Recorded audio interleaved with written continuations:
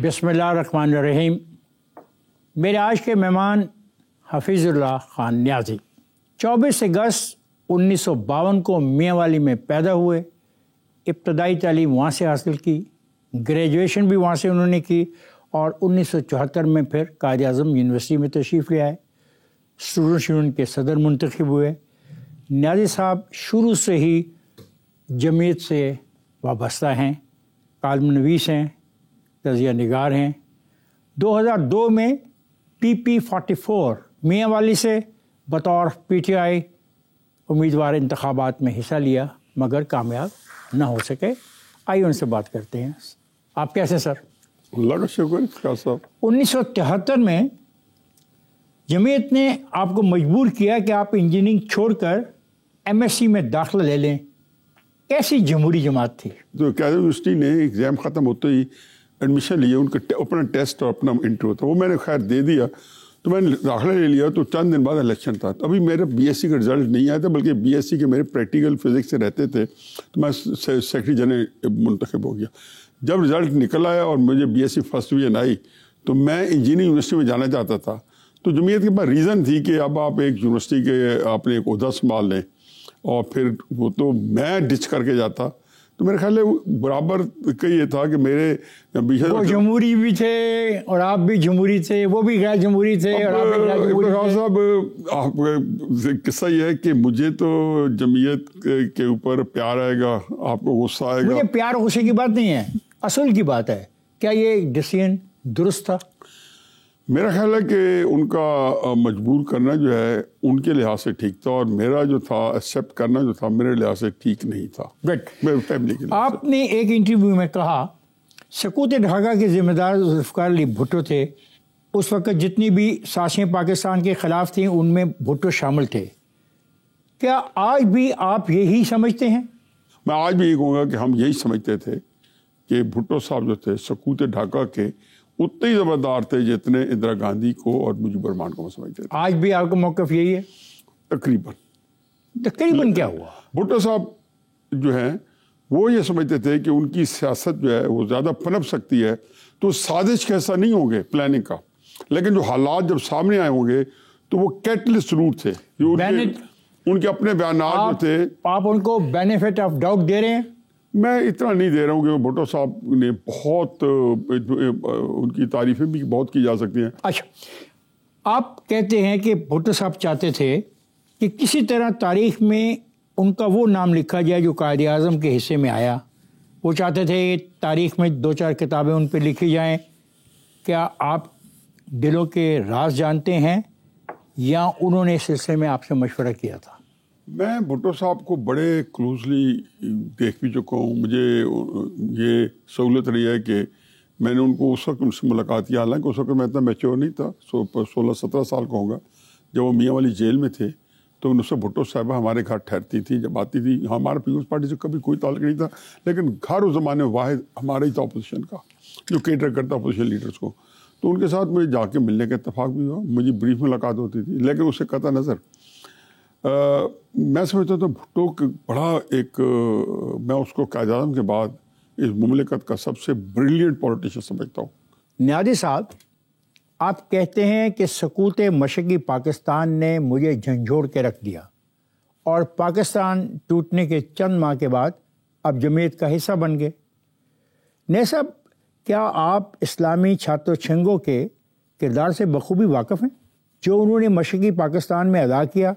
और कहा जाता है कि अपने मुखालफिन की निशानदेही करके उन्हें चुन चुन को मरवाया। देखें, हम बड़े अच्छे दिन इंटरव्यू कर रहे हैं। हसीना वाजिद को रुखसत चंद दिन हुए हैं, ठीक, और वहाँ पे मैं आपको क्लिप भेजूँगा, पाकिस्तान के झंडे आके मुजीब के सर पे लगाए गए और वो क्या कहते हैं, तुम्ही कौन मुझी कौन, रज़ाकार रज़ाकार, तुम कौन हो मैं कौन हूँ, रज़ाकार, ये नारा था। full of sugar. انڈیا یہ کہہ رہا ہے میرا یہ سوال ہے کہ میرا یہ سوال وقت نے ثابت کیا ہے کہ وہ رضاکار جو آج جنہوں نے اسلامی چھاتروں چھنگوں کے لوگوں نے جن لوگوں کی نشاندہی کی ان کے گھروں پہ جا کے نشان لگائے اور ان کو ختم کروا دیا گیا، قتل کروا دیا گیا، کیا آپ اتفاق کرتے ہیں؟ بالکل مبالغہ ہے. یہ مجھے ضرور پتا ہے کہ جب مکتی بانی بنی تو وہاں پہ لا محالہ آپ کو بھی ایک ایسی رضاکار تنظیم چاہیے تھی جو الشمس اور بدر کے نام پہ ہوئی.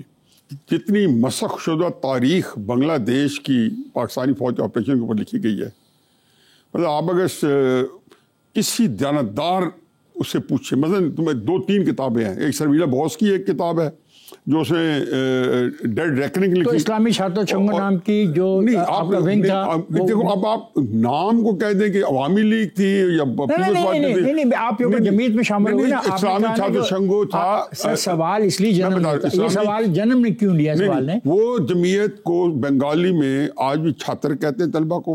وہ کہتے ہیں چھاتر اسلامی چھاتر چھنگوں. تو اسلامی جمعیت طلبہ. میں تو آپ سے اچھا نہیں، میں بتا رہا ہوں کہ نہیں، یہ وہ اکاؤنٹ ہیں جو آئی وٹنس اکاؤنٹ ہیں. میں آپ سے جاننا چاہ رہا ہوں، سمیلا بوس آئی وٹنس اکاؤنٹ ہے. یہ سارا جھوٹ ہے. اس کا مطلب ہے کہ یہ سارا جھوٹ ہے. آپ یہ کہہ رہے ہیں کہ پاکستانی فوج جو کام کر رہی تھی، میں نے پاکستانی فوج کا نام جب آپ الشمس البدر جو تھے ان کے رضاکار ونگ تھے جو فوج نے بنائے تھے. آپ کہہ رہے ہیں، میں نہیں کہہ رہا. میں کہہ بھی رہا ہوں اور میں اس کا انڈورس کر رہا ہوں کہ یہ بالکل وہاں کے حالات کے تحت جو ونگز بنے تھے، انہوں نے پاکستانی فوج کی دامے درمے سخنے قدم بقدم پوری مدد کی. جس کے نتیجے میں اس کے نتیجے میں کیسی بات، مطلب قتال شروع ہوا. ایوب خان نے جو ماشاء لگایا تھا. سر میری طرف دیکھ کے بات کیجیے گا پلیز. تو جو قتال شروع ہوا، آپ اس کا الزام اگر پاکستان کی فوج پہ لگائیں گے، میں نے کہا فوج کا لفظ آپ لا رہے ہیں. آپ پتہ نہیں فوج سے آپ فوج کو کیوں استعمال کرتے ہیں اپنے ڈیفنس میں؟ نہیں، میں تو ڈیفنس میں نہیں، میں تو آپ کو سیٹسفائی کرنے کی کوشش کر رہا ہوں. اور جو آپ کا حصہ ہے، دیکھو میں آپ کو سمپل یہ کہہ رہا ہوں کہ جو آپ کہہ رہے ہیں نا قتال شروع ہوا تو کس نے کیا، آپ بتا دیں. آپ دونوں سائڈوں سے. اچھا، دونوں سائڈیں کون کون تھی؟ ایک یہ جو آپ جمعیت اور ایک جمعیت کے مخالف. آپ بشی پاکستان کے حالات کو آپ اس 10 مارچ کو، میں لمبا نہیں کرتا ہوں، 10 مارچ 1971 کو شیخ مجیب الرحمان نے بغاوت کا اعلان کر دیا. ٹھیک ہے، اس کے مقابلے میں وہاں پہ صاحبزادہ یعقوب کو ہٹا کے اکا کو بھیجا گیا کیونکہ ایک آپریشن پلان کیا فوج نے. دیکھو پورا پلان ہے، وہ کتابیں لکھی ہوئی ہیں.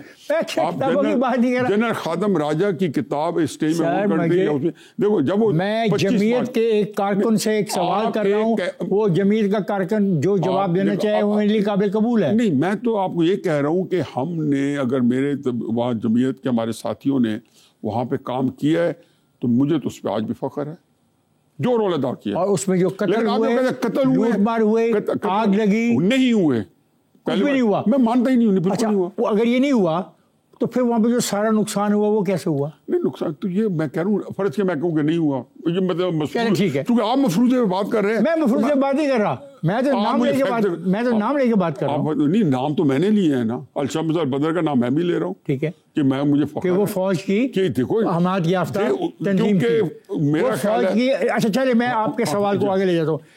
فوج کی وہ جو حمایت یافتہ تنظیم تھی وہ کس کے خلاف وہاں پہ جدوجہد کر رہی تھی؟ فرض کیا میں ایک فرض نہیں آپ نے کہا، میں اب کہہ رہا ہوں پاکستان کا جو چشم تصور ہی کر سکتے ہیں. پاکستان کے حالات نہیں ہے نا. آج پاکستان کی فوج جو ہے وہ کوئی ایکٹیویٹی کرتی ہے اور کوئی پاپولر سیاسی جماعت جو ہے اس کے پیچھے ہندوستان آئے کھڑا ہو جاتا ہے. تو آج اگر میں ذات میں فیصلہ کرنا ہے تو میں فوج کے ساتھ کھڑا ہوں، کیونکہ پاکستان کو میں نہیں توڑ سکتا، ٹوٹے دیکھ سکتا. اس کا مطلب ہے اسلامی چھاتر سنگھوں کا جو رول ہے انہیں پاکستان بچانے کا رول تھا، پاکستان بچانے کا رول تھا. چلے آگے چلتے ہیں. 1977 میں جب بھٹو کے خلاف تحریک چلی تو شروع میں وہ انتخابی نتائج کے حوالے سے تھی کہ دھاندلی ہوگی انتخابات میں اور کچھ ایسی سیٹیں ہیں جہاں پہ بلا مقابلہ لوگ منتخب ہو گئے، مگر پھر وہ نظام مصطفیٰ میں بدل گئی. کیا یہ حقیقت ہے کہ بھٹو دور میں مختلف تحریکیں چلانے کے بعد سیاسی طور پر ان کو ہرانے میں ناکام رہنے والوں نے مذہب کا سہارا لیا؟ اب آپ اس کو دیکھ لیں. 7 مارچ 1977 میں الیکشن ہوتے ہیں، ٹھیک ہے جی، نیشنل اسمبلی کے. 10 مارچ کو پروونشل اسمبلی کے الیکشن تھے. یہ آخری الیکشن تھے شاید جب نیشنل پروونشل کے علیحدہ تھے. 1971 میں ہوئے تھے 1970 میں اور یہ 1977 میں. PNA نے بھٹو کے مقابلے میں جوائنٹ کینڈیڈیٹس کھڑے کیے. 10 مارچ کو انہوں نے پروونشل اسمبلیز کے الیکشن کا بائیکاٹ کر دیا. کس کے کہنے پہ؟ ملک غلام جیلانی کے گھر میں جو میٹنگ ہوئی وہاں پہ. میں ابھی تو دیکھیں اب وہ بات اب چلے نا آگے چلے نا. مجھے میرا خیال ہے کہ یہ بات مکمل کر لیں, شاید اس میں آپ کے لیے بھی کوئی راستہ نکلے. اور انہوں نے 14 مارچ کو تحریک چلانے کا اعلان کیا, پریس کانفرنس کی کہ ہم بائیکاٹ کر رہے ہیں اور ہم تحریک چلا رہے ہیں. تحریک کا نام رکھا گیا تھا تحریک نظام مصطفیٰ. آپ مجھے بتائیے کہاں سے آ گیا الیکشن دھاندلی پہ شروع ہوئی اس کا نام, کیونکہ ٹھیک دیا غلط دیا, میں اب بیانیہ دیتا ہوں نا, ہر بندہ بیانیہ دیتا ہے. آپ نے صحیح کہا کہ وہ تحریک مصطفیٰ ڈے ون سے تھی اور سارا ڈے ون سے تھی. اور یہ اناؤنسمنٹ کس نے کی, یہ لفظ تحریک نظام مصطفیٰ؟ ساری پارٹی, مفتی محمود صاحب اس کے ہیڈ تھے, اس کے اتحاد کے مفتی محمود صاحب, اور یہ ساروں نے. اس کا مطلب ہے یہ اس کا مطلب سر یہ ہوا کہ یہ تحریک, اور گرفتاری دی سب نے قرآن رکھ کے, میں اس وقت موجود تھا, نیلا گنبد والی بات, وہ ہمیں علم ہے. اور بڑے مزے کی بات ہے کہ جس جگہ پہ آج بیٹھے آپ یہاں تشریف رکھتے ہیں, شامی صاحب ہمیں بتا کے گئے ہیں کہ قرآن گلے میں ڈال کر تحریک میں شمولیت کا فیصلہ کب ہوا, کیسے ہوا اور کس نے کیا.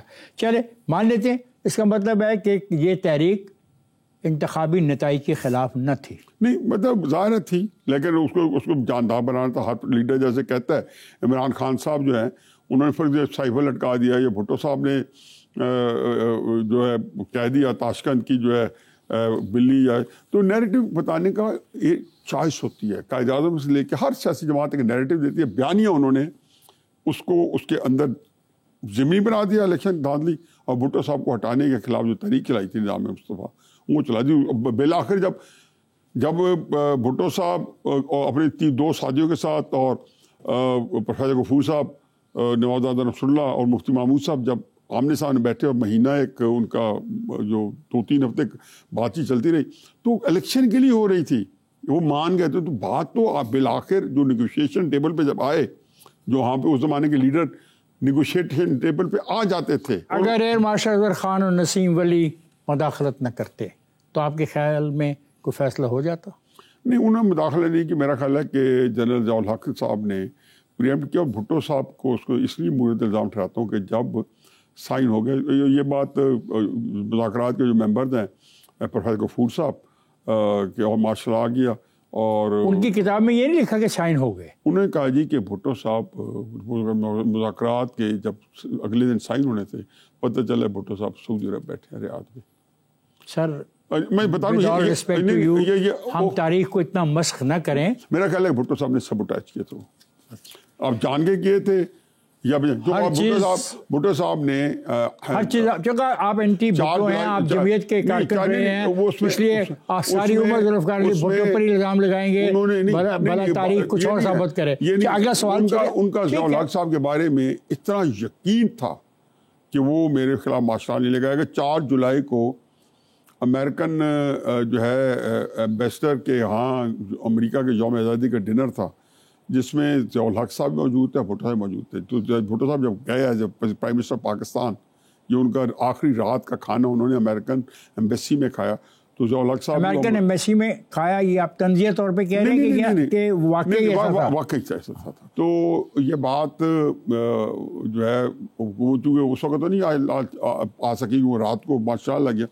تو جب ضیاء الحق نے آگے بڑھ کے بھاگ کے جیسے وہ اسٹائل تھا تو ہاتھ ملایا, تو امریکن ایمبیسڈر جس کے بارے میں وہ کہتے تھے کہ جی وہ میرے خلاف سازش ہو رہی امریکہ کے خلاف, جو انہوں نے پنڈی میں اسی مذاکرات کے دوران جا کے تقریر بھی کی تھی, اسمبلی سے نکل کے کاغذ لہرا کے, اور پنڈی جو ہے یہ کاغذ لہرانے کی جو عادت ہے سائفر والے میں ہو یا ذوالفقار علی بھٹو میں ہو, ایک جیسی ہے؟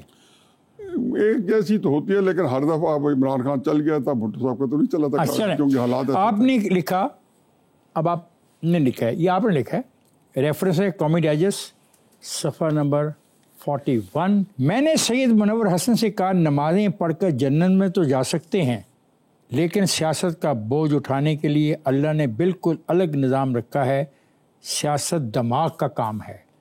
میرا سوال سر آپ سے یہ ہے کہ آپ یہ سمجھتے تھے کہ جماعت اسلامی کے پاس سیاست کرنے والے دماغ نہیں؟ تقریباً یہی ہے. میں ہمیشہ سمجھتا ہوں سیکولر کام ہے. اگر آپ پولیٹیکلی آپ بریلینٹ ہیں اور میں اگر کوئی امام مسجد بھی ہوں تو ڈزنٹ مین کہ میں آپ سے. تمام جماعت ایسی تھی. چلیں, آپ کہتے ہیں کہ حمید گل آپ کے اچھے دوست تھے. بالکل. میں یہ نہیں پوچھوں گا یہ دوستی کب شروع ہوئی اور کیسے شروع ہوئی, یہ میرا کام نہیں ہے, مگر ان کا آئیڈیلزم ایسا تھا جو پریکٹیکل نہیں تھا. درست. کیا ان کا آئیڈیلزم کابل کو فتح کرنا تھا؟ نہیں, اس لحاظ سے میں نہیں کہا. وہ بڑے ایک راسخ العقیدہ مسلمان تھے اور کابل کا فتح کرنا یہ بھی ایک بڑی ایک کنٹروورسی ہے کہ اس کے بارے میں وہ جس طریقے سے چاہتے تھے کہ یہاں پہ ایک خلافت ہو یا شرعی حکومت. خلافت ایسا تو نہیں, خلافت آ جائے, لیکن خلافت سے مراد ہے کہ ایک شرعی حکومت ہو, ایک اسلامی. جو خلافت صوفی محمد چاہتا تھا اور وہ پھر سوات سے ادھر چلا گیا. وہ ایک اور ایکسٹریم تھی. لیکن بات یہ کہ کس ایکسٹریم کی خلافت چاہتے تھے؟ گل صاحب تو چاہتے تھے کہ انہی کریکٹرز کے ذریعے آئے, عمران خان صاحب کے ذریعے آئے, جو لوگ ہیں جو پارٹی ہے ان کے ذریعے آئے.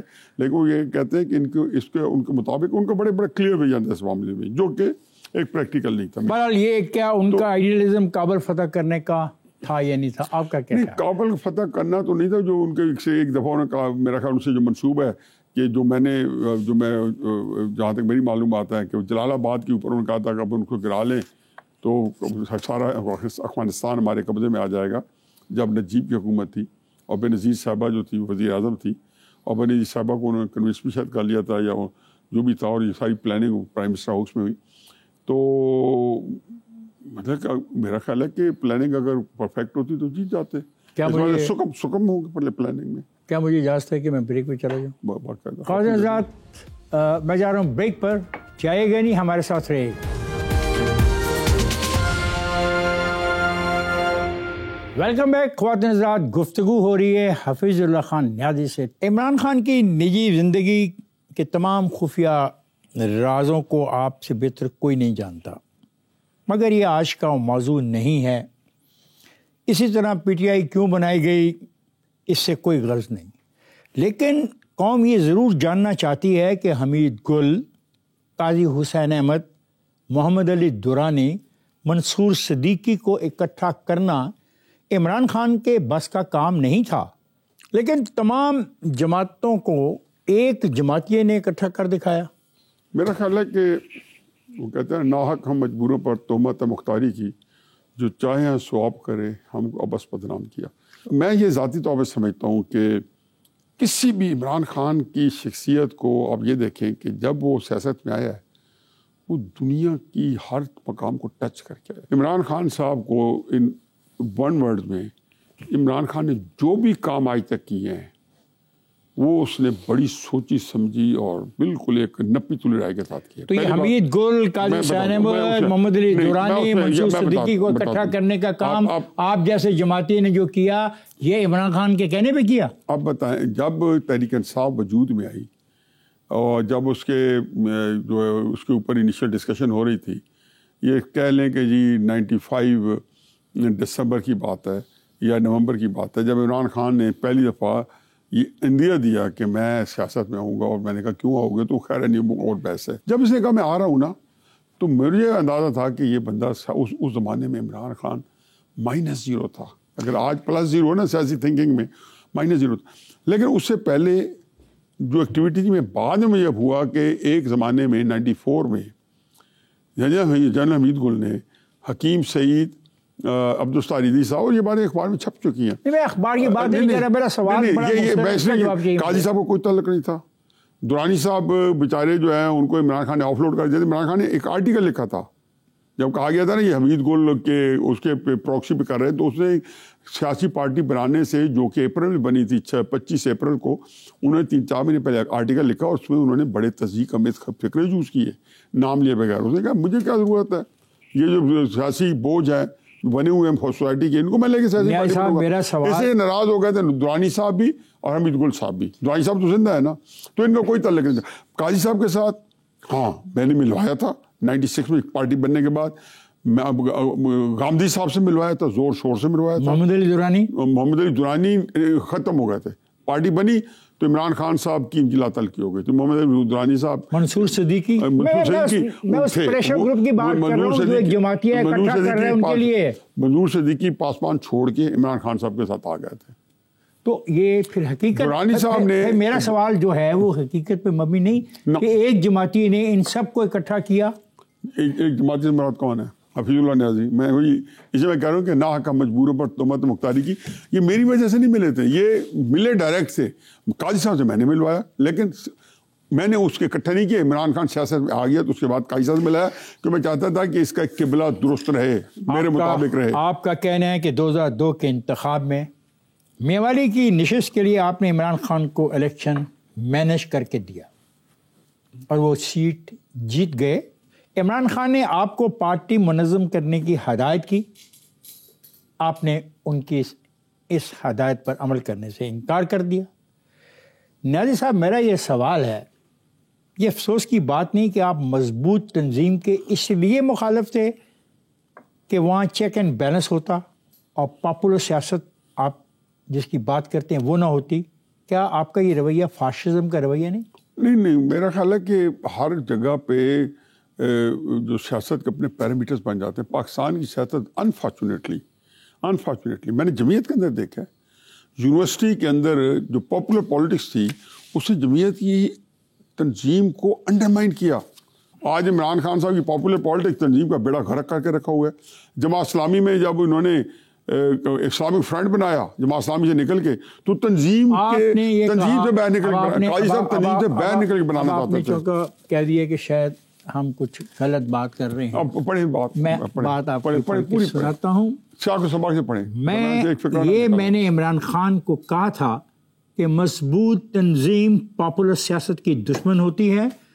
2002 میں عمران خان کے الیکشن کو 100% میں نے ہی مینیج کیا تھا, اور جب عمران خان اپنی وہ سیٹ جیت چکا تو بہت خوش تھا.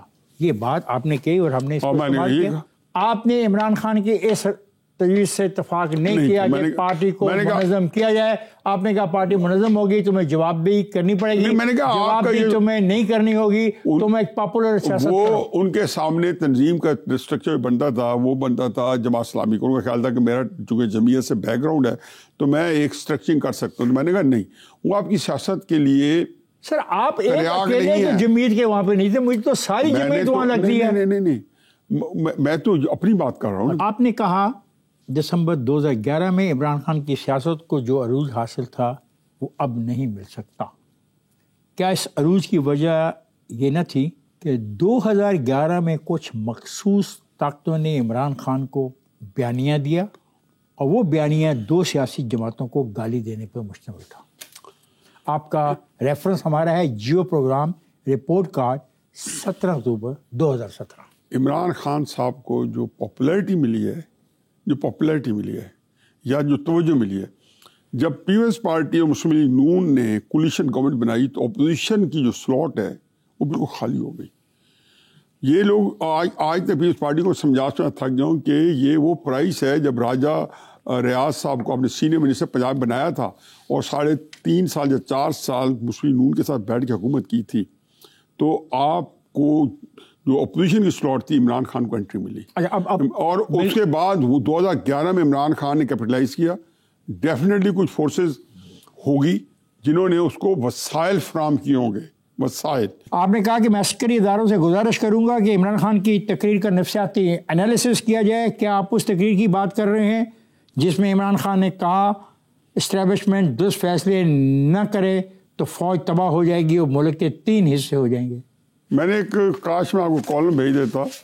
میں نے کالم لکھا تھا جنگ کے اندر شاید 22 مارچ 2018, اور 22 مارچ 2018 کا جو کالم ہے اس کے اندر میں نے بتایا تھا کہ جو آپ کرنے چاہ رہے ہو اس میں یہ کریں گے. آپ عمران خان سے جو آنے میں چند مہینوں بعد الیکشن میں کولیشن گورنمنٹ بنا دیں گے, نواز شریف صاحب کو جیل میں ڈال دیں گے. لیکن 2023 سے چند سال پہلے جہاں ملک پہنچے گا آپ نواز شریف کو زبردستی لاؤ گے, لیکن جس ملک میں لاؤ گے وہ ملک اس سے مختلف نہیں ہوگا جس میں نور الامین کو اور ذوالفقار بھٹو کو لایا گیا تھا. تو آپ کا جواب میرے سوال یہ میں پریڈکٹ کیا تھا. میں نے نواز شریف صاحب کو بتایا تھا کہ یہ جیل کے اندر کوٹ لکھپت جیل کے اندر میاں صاحب کو کہا یہ مارچ 2019 کی بات ہے. نہیں اب عسکری اداروں سے جو گزارش کریں کہ اس کا انالیسس کرو، اس کے بارے میں آپ کیا کہتے ہیں؟ نہیں، میں نے تو یہی کہا کہ میں تو کئی دفعہ کالم لکھے کہ خدا کے واسطے آپ کریں، آپ ملک کو یہاں لے کے جا رہے ہیں تو کہاں کھڑے آپ؟ آپ سے زیادہ بڑا عظیم دانشور کون ہے؟ پتہ نہیں آپ جس کرائسس میں ہیں سارا دن ہم ٹکریں مارتے ہیں، اس کا کیا حل ہے؟ نہیں صاحب، میں ایک بریک پہ چلا جاؤں، اجازت ہے؟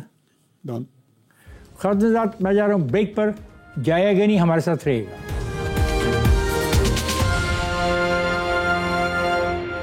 ویلکم بیک خواجہ نژاد. آپ کے مطابق 2014 کے دھرنے کے حوالے سے جنرل راحیل شریف نے عمران خان سے کہا کوئی سی 5 ڈیمانڈ مان لو اور وزیر اعظم کا استعفیٰ چھوڑ دو.